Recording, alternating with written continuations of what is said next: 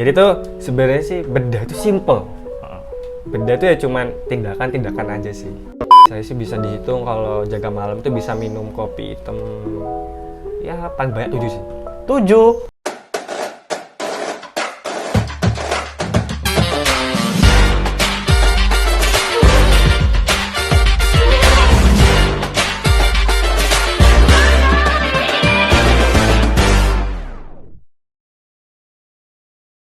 Assalamualaikum warahmatullahi wabarakatuh. Halo teman-teman YouTube yang berada di rumah. Kembali lagi di channel kita yang tercinta ini, di mana di channel ini kita akan membahas semua hal tentang dunia kedokteran bersama teman-teman saya yang saya undang di sini. Contohnya ada saudara Muhammad Hasan yang berkenan hadir baru pulang jaga ya. Iya, baru pulang jaga. Jaga apa? Jaga stase bedah. Stase bedah. Yep. Nah, kebetulan sekali pada episode kali ini kita akan membahas stase bedah yang tentunya menarik untuk kita bicarakan bersama narasumber kita yang menarik ini, yaitu Muhammad Hasan. Sebenarnya ada kembarannya Muhammad Hussein, tapi lagi sibuk katanya ya. Lagi jaga. Jadi gantian. Oh, gantian. Berarti nanti habis Muhammad Hasan, insya Allah Muhammad Hussein ya bersedia. Sip. Nanti bisa lah diundang. Oke, sebelum kita membahas stase bedah nih, mungkin banyak yang belum tahu siapa sih Muhammad Hasan. Bisa diperkenalkan diri dulu ya. Oke, jadi perkenalkan dulu ya. Saya ini Muhammad Hasan. Dipanggilnya itu ada yang Han, ada yang Hasan. Oke, kita masuk ya ke pembahasan stase bedah bersama Muhammad Hasan. Mungkin ini aku kan belum masuk stase bedah nih. Iya. Aku pengen tahu gambaran stase bedah itu seperti apa yang akan kita lakukan di rumah sakit, apa aja yang tugas-tugasnya dan seperti itu. Mungkin gambaran secara umumnya terlebih dahulu ya. Oh iya. Jadi tuh sebenarnya sih bedah itu simple. Bedah itu ya cuman tindakan-tindakan aja sih yang saya pelajarin untuk selama ini hampir ujian ini kan.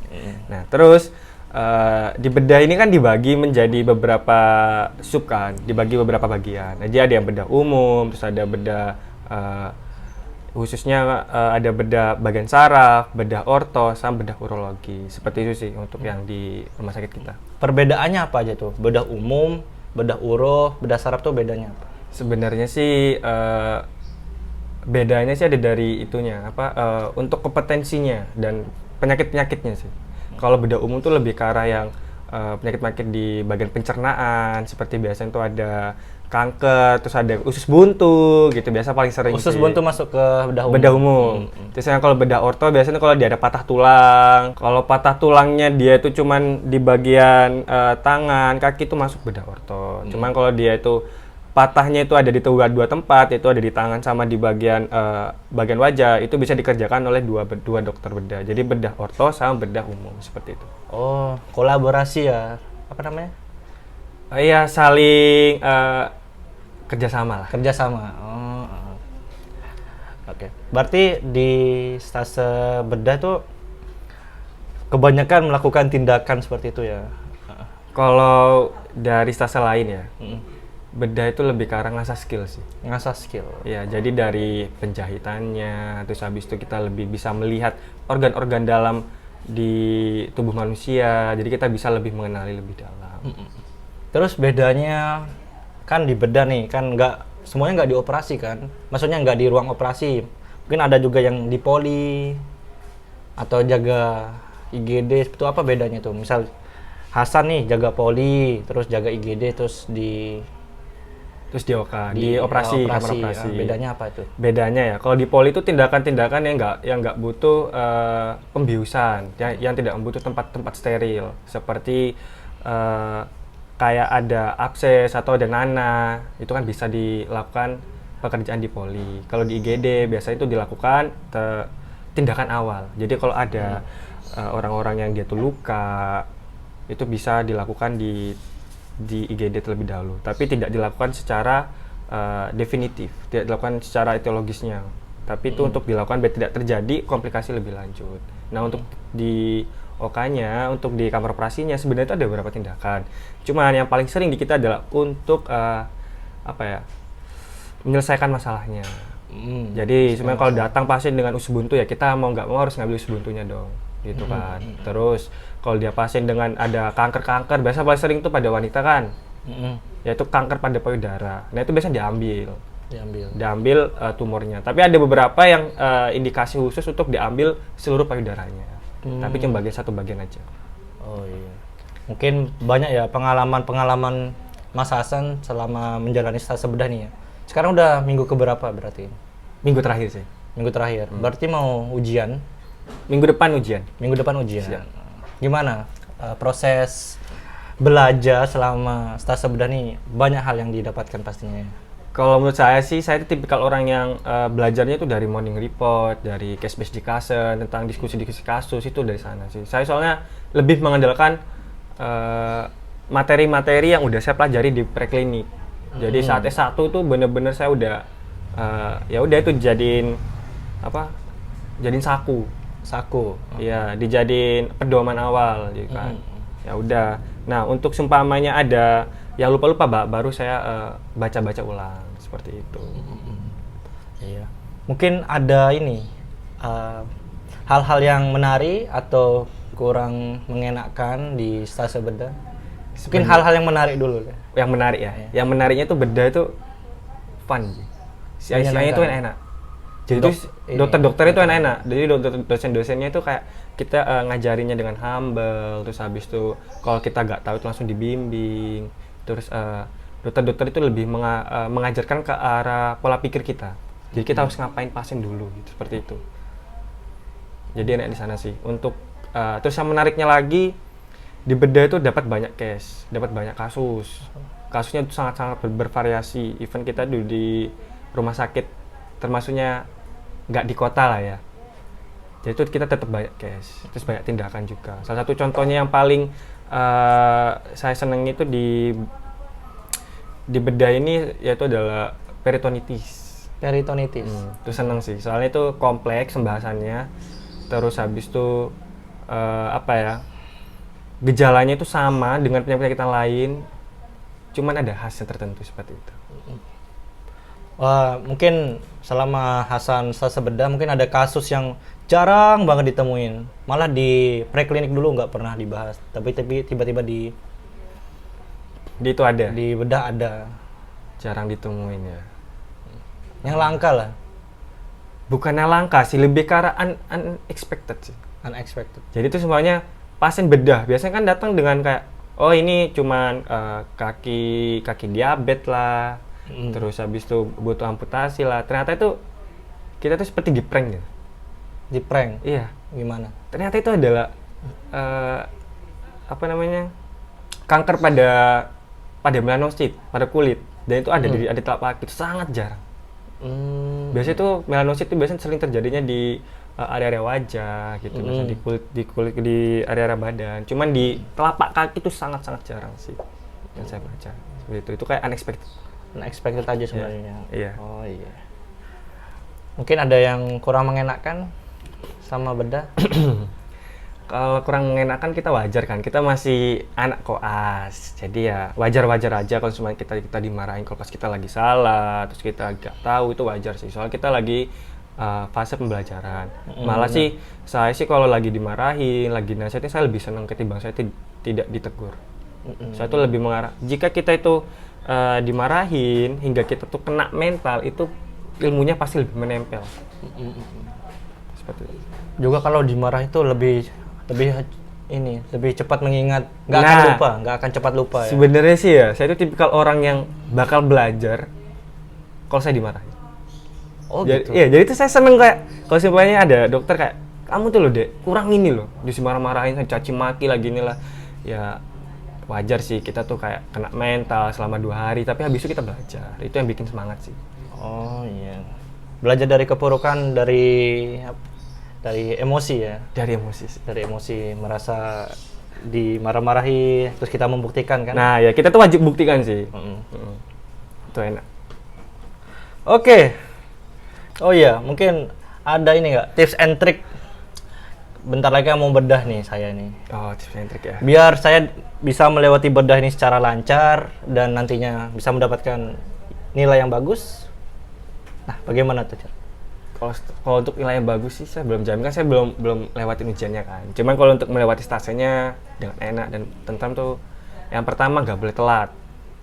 itu wajib. Jadi dokter-dokter bedah itu tipikal yang on time banget. On time. Terus dia itu kan pasiennya banyak, jadi mau nggak mau uang adalah waktu.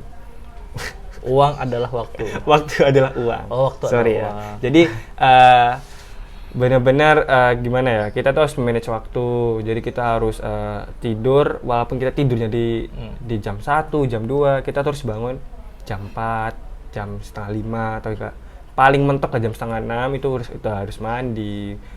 Terus habis itu langsung berangkat. At least jam 7 kurang tuh udah harus ada di Jam rumah 7 sakit. sudah ada di rumah sakit Harus ya. di rumah sakit. Dokternya udah on time semua masalahnya ya, nggak boleh telat. Ada beberapa dokter yang datangnya pagi banget sih. Pagi Jadi ya banget. kita harus disamaratakan aja semua. Iya. Iya. Juga banyak sih manfaatnya kalau kita berangkat ke rumah sakit pagi. Bisa Iya, sarapan dulu. Bisa sarapan dulu, bisa ya. Kalau saya sih lebih suka ngopi dulu sih. Di kantin Ngopi itu dulu. ada tempat kopi yang enak sih. Oh iya. Anak FK itu maksudnya anak koas itu lebih identik sama ngopi ya. Kalau mau jaga malam atau mau Wajib sih. melakukan sesuatu. Ada tipsnya sebenarnya minum kopi itu. Gimana Jadi kalau tuh seumpama ini kan kalau bedah itu jam 2, jam 3 kan udah jaga kan. Udah jaga di GD. Nah, jam 3 itu minum 1. 3 malam. Jam 3 Pagi. jam 3 sore, Sore, minum ya. 1. Habis itu jam hampir maghrib minum 1. Udah 2 kan. Habis itu jam 6 berarti jam 9 minum lagi. Kuat minum Ketiga. kopi terus-menerus. Berhubung saya tidak punya asam lambung atau nggak penyakit jantung ya wajar-wajar aja sih. Oh, wajar-wajar. Jadi ya saya sih bisa dihitung kalau jaga malam itu bisa minum kopi hitam ya paling banyak 7 sih. 7. 7. Ya Dan itu pun ampun. pernah belum makan sama sekali.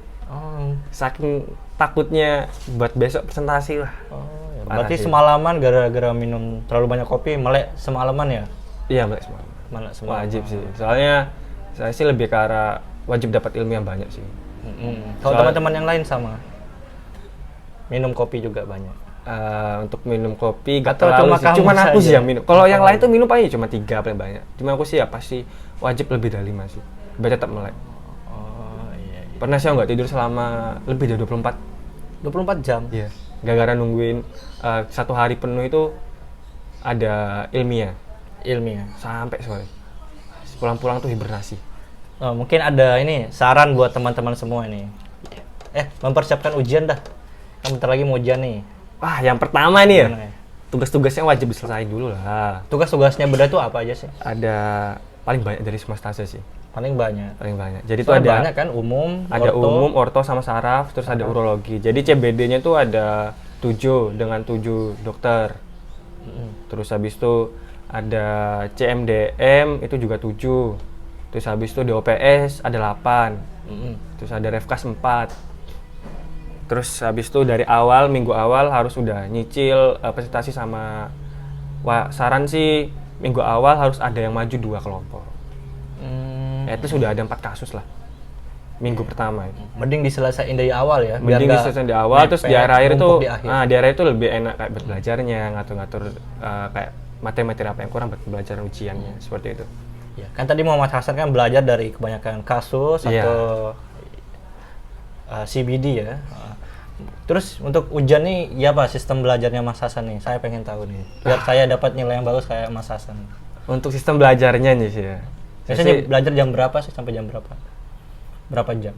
Saya sih kalau pas di IG, kalau pas di RS, kalau saya lagi udah selesai periksa pasien, habis udah selesai semuanya. Jadi kan ada waktu senggang ya, saya coba-coba baca-baca di HP. Sekarang kan nggak gampang kan, ada gadget gitu lah.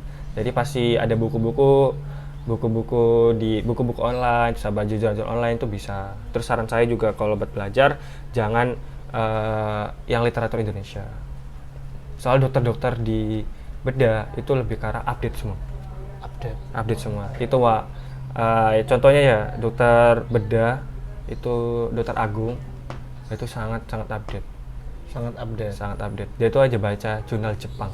Jurnal Jepang. Bayangin jurnal Jepang. Terus habis itu ya, habisnya belajar, pas kan kalau seumpamanya ada yang jaga malam, ya udah selagi kalian udah kosong, kalian bisa lah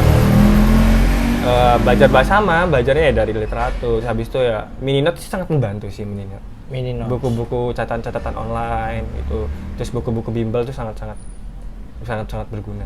Terus jangan lupa sering-sering baca soal. Baca soal. Ibaratnya itu kalau saya baca soal tuh sama dengan saya mendapat 1%. Oh. Jadi jangan hanya baca soal cuman baca terus jawabannya apa, tidak, tapi baca soal terus habis itu ini kenapa jawabannya ini, kita harus tahu ini penyakitnya apa sih, terus habis itu gejalanya apa aja sih, habis itu tata laksananya apa aja, terus tindakan pembedahannya itu apa, indikasinya apa, udah itu aja. Oh iya. Berarti Mas Hasan ini lebih memanfaatkan waktu senggang ya, saat misal jaga nggak ada pasien. Wah, nggak ada pasien berarti bisa dimanfaatkan untuk belajar ya. Iya. Daripada nggak ngapa-ngapain, minum kopi. Sebenarnya sih saya tuh tipikal orang yang lebih baik belajar sedikit ditimbang belajar banyak. Belajar banyak. Ya, kalau di kontrakan nih, ngontrak atau ngekos? Ngontrak dong. Ngontrak sama anak-anak teman-teman yang lain kan? Iya, sama kembaran saya, terus teman ada 3 teman lain, jadi ada 5.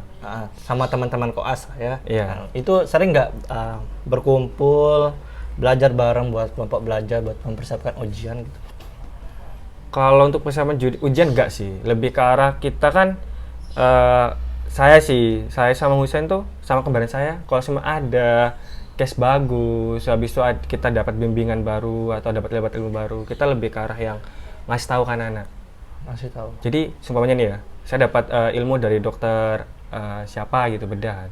Ini. Nah itu saya langsung ngasih. Jadi tuh Re, aku tuh dapat info, aku tuh dapat ilmu, ternyata tuh kalau itu apa di situ segini gini. Kalau hepatoma tuh gini. Kalian tuh nggak boleh gini gitu. Oh. Jadi, paham. Jadi lebih ke arah kita ngasih tahu ke mereka, sembari kita ngasih tahu, kita juga bisa memperkuat itu ingatan. Enak kayak gitu. Saling mengingatkan ya. Terus itu juga enaknya ngontrak ya. Iya, terus yang ngontrak juga sama yang teman-temanku yang lain juga gitu. Jadi memang kalau ada di stase forensik, kalau enggak stase CC gitu kan. Nah, mereka itu sama-sama ngasih ilmu juga. Enggak cuma satu orang aja ngasih ilmu, tapi semua ngasih ilmu. Sama-sama sharing. Oke, mungkin sudah di ujung podcast. Iya. Mas Hasan, gimana rasanya ngobrol? Tegang sih. Sebenarnya sih saya demam kamera sih. Demam kamera. Iya. Sama sebenarnya. Tapi ya gimana, latihan aja. Latihan Cuman public ya, speaking. Ya udah sih ya. Cuman gara-gara mungkin saya ke depannya kan lebih ke arah saya sih punya itu apa? Tujuan. Maksudnya punya impian sih tahun depan. Apa? Jadi tahun depan tuh kan saya itu isip. Nah, sembari saya isip, itu saya mungkin akan melakukan pekerjaan kayak bimbel. Jadi kan kalau bimbel kan nggak harus tentang offline kan, bisa tentang online. Jadi ya mau nggak mau ya harus ke kamera juga dong. Jadi ya untuk meningkatkan rasa percaya diri. Benar. Nah, terus habis itu juga saya pengen sih jadi kayak narasumber di seminar-seminar. Oh, itu lebih enak. Amin ya. Iya. Terus ya, Ya. doakanlah jadi spesialis lah ya. Ntar seminar bersama dokter kembar, dokter Hasan Hussein. Itu sih sebenarnya pengen sih, cuman pasti kalau pas lagi apa itu ya di satu tempat yang sama itu lebih ke arah grogi sih aku. Mending aku nggak usah bareng sama kembaranku. Berarti kalau besok mau praktik dokter umum lah kan, mau dokter umum. Itu satu praktik 2 Hasan Hussein. Sebenarnya Mau sih bareng nggak? ya bisa sih, kayak Senin mungkin kembaran saya, Senin Selasa, aku Rabu Kamis. Nanti pasiennya bingung loh, ini dokter Hasan, dokter Hussein. Wah, gimana? nanti saya itu aja pakai topeng ini. Oh, pakai topeng. Mungkin ada motivasi terakhir? Oh, motivasi ya? Ya, mungkin ada 1-2 kata yang bisa menggerakkan hati saya. Buat adik-adik yang pengen masuk FK, pikir-pikir lagi. Kok pikir-pikir lagi? Pikir-pikir lagi tuh lebih ke arah apa ya? Jangan cuma cari gengsinya aja. Oh, iya. Jadi ya harus passion, harus harus minat, biar kita tuh nggak setengah hati. Terus habis itu jangan buang-buang waktu, apalagi main game. Main game itu sangat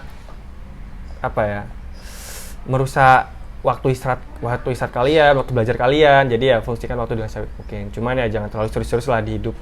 Harus ada. Kok nelan lu udah tadi main game? Nelan lu udah. Ya sebenarnya sih saya main game juga gara-gara anak ini. Diajak main terus soalnya. Nggak pernah, jangan bohong. Anak ini sama kembaran saya itu udah kayak penggila game sih. Nggak pernah. Oke, kita sudah selesai ya teman-teman semua. Terima kasih sudah menonton video ini. Jika kalian suka dengan video seperti ini, jika berkenan bisa like, komen, dan juga subscribe channel ini. Ya, udah itu aja. Oke, jangan lupa di share link. Oh, di share link. Oke, ke Ya, adik-adik kalian, sepupu-sepupu kalian, keluarga-keluarga kalian, jangan lupa ya. Oke. Nah, sebelum kita menutup, biasanya bersulang dulu. Oke. Ini belum dibuka. Biasanya di awal podcast sampai akhir udah habis. Ini belum dibuka sama sekali, lupa nawarin ya. Ini kayaknya terlalu asik deh. Loh, ini bungkusnya mana ini? Mungkin ada yang mau itu apa? Promosi atau mau iklanin channelnya Mas Yoga, bisa langsung DM. Enggak, jangan. Ya, bersulang dulu. Oke. Cheers.